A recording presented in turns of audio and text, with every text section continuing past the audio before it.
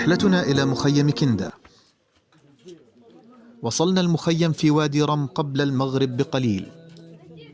الجو هادئ، لا تكاد تسمع شيئا سوى صوت الرياح. المخيم يبدو عليه الطابع البدوي، وهو مكون من نوعين: غرف غالية، شكل الغرف يبدو من الخارج كالخيمة، لكنه من الداخل كغرف المدينة، فيها مكيف وأسرة ومرآة وخزانة وحمام خاص وإنترنت وواي فاي، وهو مزروع بالعديد من أشجار الورود. أما الجانب الآخر فغرفه رخيصة، فيها أسرة ومروحة وحماماته عامة. يبدو أن الحمام الطائر يفضل الغرف الرخيصة على الغالية.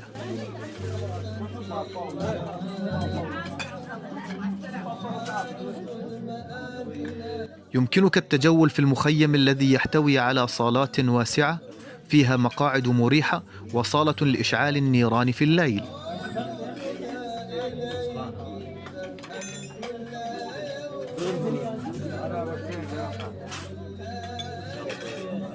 يبدو واضحا أن المنطقة كلها كانت تحت الماء عند مشاهدة طبقات كثيرة في الجبل.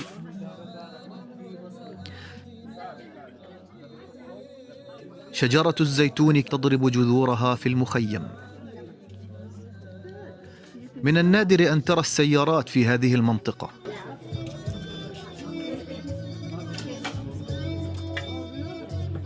يبدو أن التصوير انتهى، ولا بد من الذهاب للعشاء وهو الزرب. صلينا صلاة المغرب والعشاء جمع تقديم بصوت المنشد أحمد غانم. الحمد لله رب العالمين الرحمن الرحيم مالك يوم الدين إياك نعبد وإياك نستعين اهدنا الصراط المستقيم صراط الذين أنعمت عليهم غير المغضوب عليهم ولا الضالين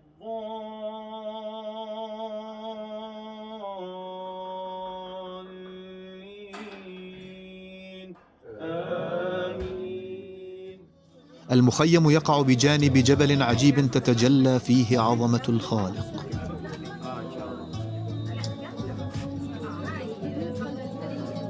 3 ساعات استغرق الزرب حتى استوى.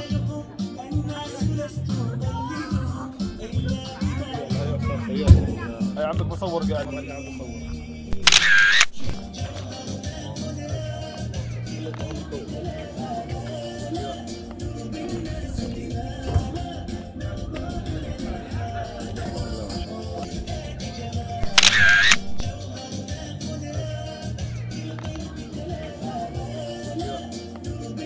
دجاج ولحم ورز غاية في اللذة.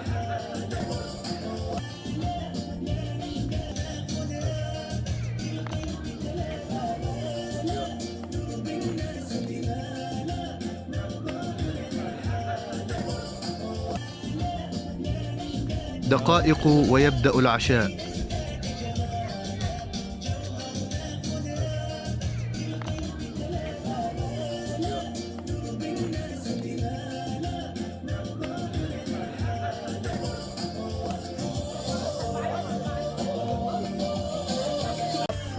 نادى الأخ أحمد غانم الحضور إلى العشاء. يلا يا شباب تفضلوا تفضلوا هنا.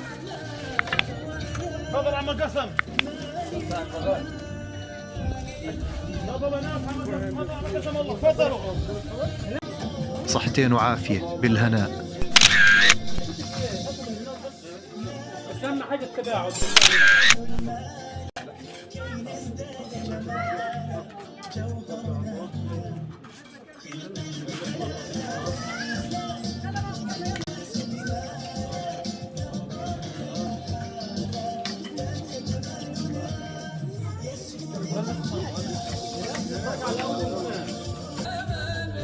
صحتين وعافية حاج.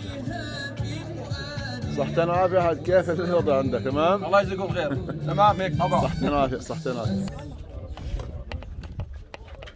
ايش يا معلم؟ كيف الوضع عندك تمام؟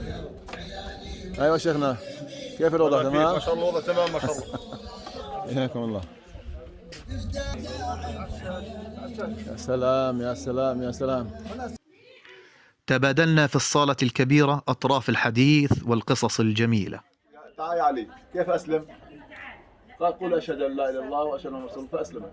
وال300 كلهم اسلموا بعدهم. آية في القرآن، هذا موجود في القرآن: ومن أعرض عن ذكري فإن له أول شيء معيشة ضنكا، هاي رقم 1. ونحشره يوم القيامة أعمى، هاي في الآخرة، هاي الأخطر.